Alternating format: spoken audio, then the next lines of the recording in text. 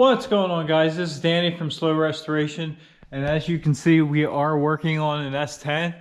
It is not LS Extreme, obviously. This is actually one of our work trucks. We're replacing the upper control arms. Is a very common issue on these. The upper bushings just get totally wore out. This truck has a lot of miles on it too, so it was definitely time to just go ahead and replace the upper control arms. It's actually easier to buy the whole arm.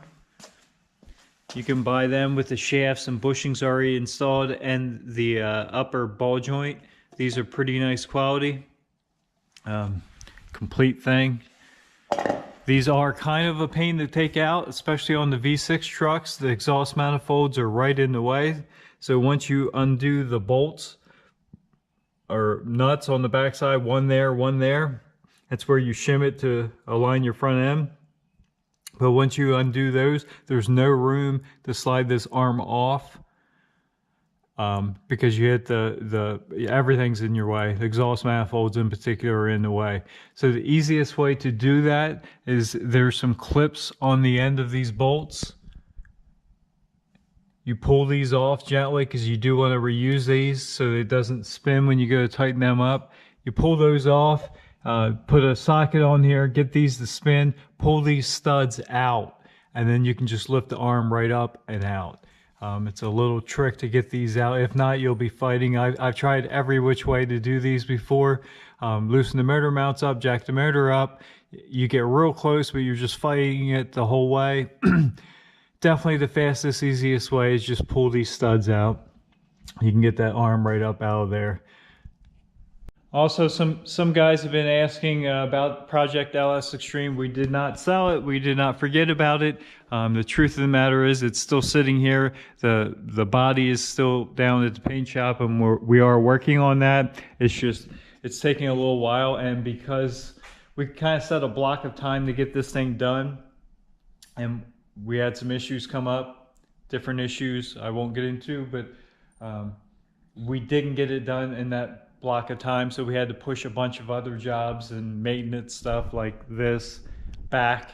So now we're kind of backed up as far as getting some jobs done and maintenance done. So this, I don't want to say it's taking a back seat, but it's definitely got pushed back a little bit further than I really wanted to, but we are still working on that, and my plan is to this week get pretty far again on that. But like I said, we need to get some of these other jobs in and out of the shop.